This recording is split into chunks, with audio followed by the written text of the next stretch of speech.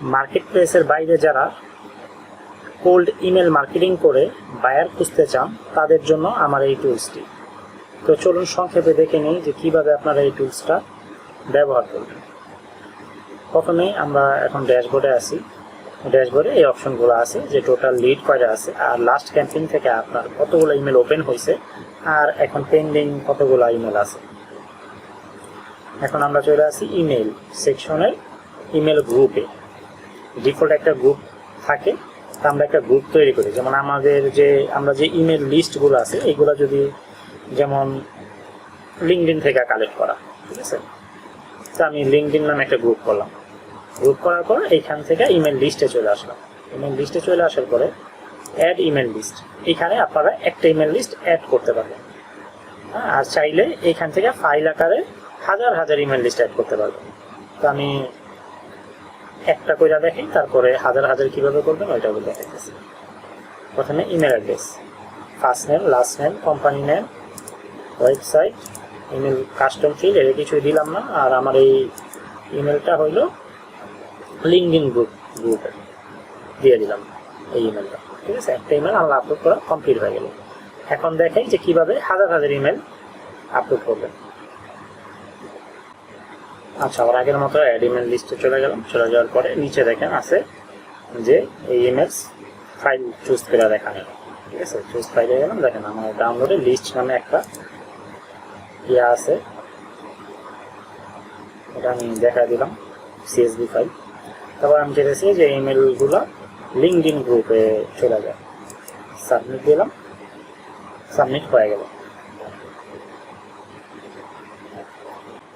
ঠিক আছে।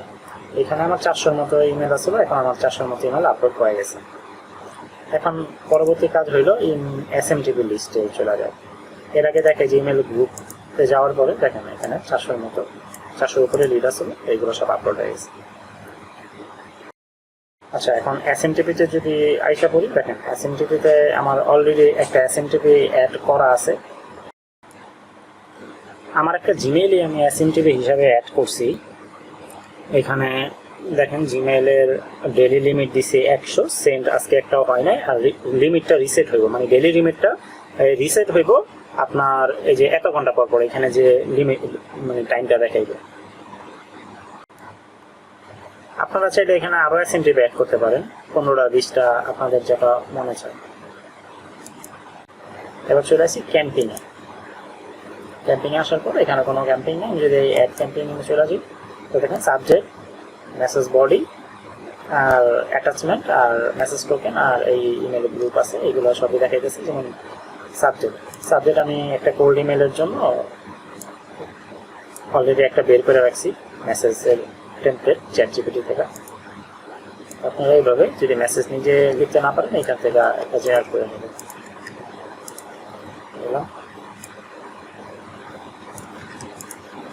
এটা কপি করলাম, কপি করার পরে এখানে দেখেন ফার্স্ট নেমটা দেখাই। এই ফার্স্ট নেমের কাজ কি, যেমন হাই ফার্স্ট নেম দেওয়া। যেমন আমি তো এখানে 400-র উপরে ইমেল লিস্ট অ্যাড করছি, এখন সবার নাম তো ভিন্ন ভিন্ন। এখন আমার ইমেলটাও দেখা যাচ্ছে এখানে ফার্স্ট নেম, এটা হলো token, message token, first name দিচ্ছি। এটার মানে হলো আমি যারা মেল সেন্ড করতেছি এই সফটওয়্যার থেকে, ঠিক আছে, যার কাছে মেলটাকে পৌঁছাইতেছে তার নাম যদি হয় রানা, তাহলে এখানে লেখা উঠবো হাই রানা। যার কাছে মেলটা যাবো তার নাম যদি হয় সবুজ, তাহলে এখানে লেখা উঠবো হাই সবুজ, ঠিক আছে। মেসেজ টোকেনের কাজটা হলো এইটা।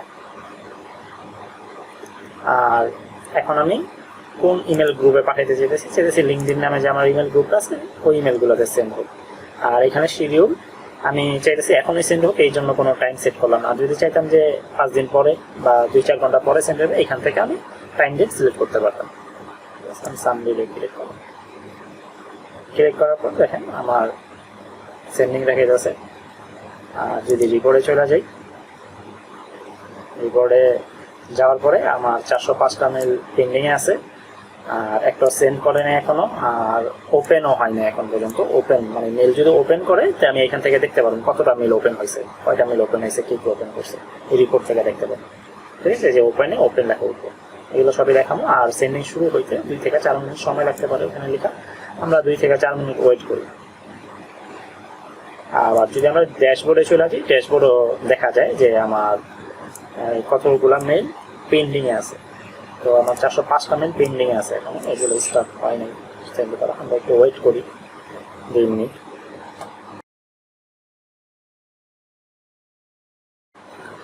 দেখেন এখানে কমতেছে, রিলোড দিলে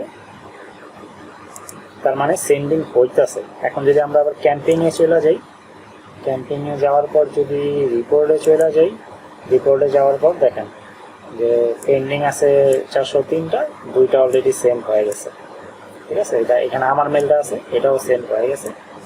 এখন আমি যদি আমার মেলটাকে চেক করি, দেখেন মেলটা আইসা করছে।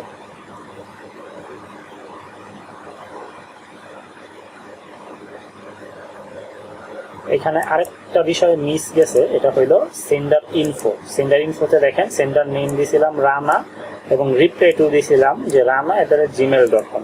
মানে আমার তো হাজার হাজার মানুষের আমি মেল সেন্ড করলাম এটা থেকে, এখন কেউ না কেউ রিপ্লাই দিব ওইখানে। যেমন আমি যদি 5000 মানুষের সেন্ড করি, অ্যাটলিস্ট 50 জন তো রিপ্লাই দিব। 50 জন রিপ্লাই দিলে সবাই রিপ্লাইগুলো এই মেলে চলে আসবে, মানে সবাই রিপ্লাই দিব এই মেলে। ঠিক আছে, আমি ইমেল থেকে আমি সবার রিপ্লাই দিয়ে দেবো। এখানে আপনারা আপনাদের পার্সোনাল মেল সেট করে দিবেন, আপনার পার্সোনাল মেলে সব রিপ্লাই আসবে, ওইখান থেকে আপনারা রিপ্লাই দেবেন। ঠিক আছে, এই যে ইনবক্সে আমার মেলটা চলে আসছে, আমি যদি দেখাই, দেখেন মেলটা ওপেন করলাম, দেখেন মেলটা আসছে রানা নাম। ঠিক আছে, তারপরে যদি আমি এইখান থেকে দেখি যে রিপ্লাই টু দেখেন ওই যে ওইখানে যেটা সেট করা ওইটাই। আমি যদি এখানে রিপ্লাই দিই, রিপ্লাইটা এই মেলে চলে যাবে। ঠিক আছে, মানে পার্সোনাল মেলে চলে যাবো, ওইখান থেকে রিপ্লাই করে আমি ওনারা বায়ার হিসাবে কনভার্ট করে নেব। এখন মেলটা আমি ওপেন করলাম, ওপেন করে মেলটা পড়লাম।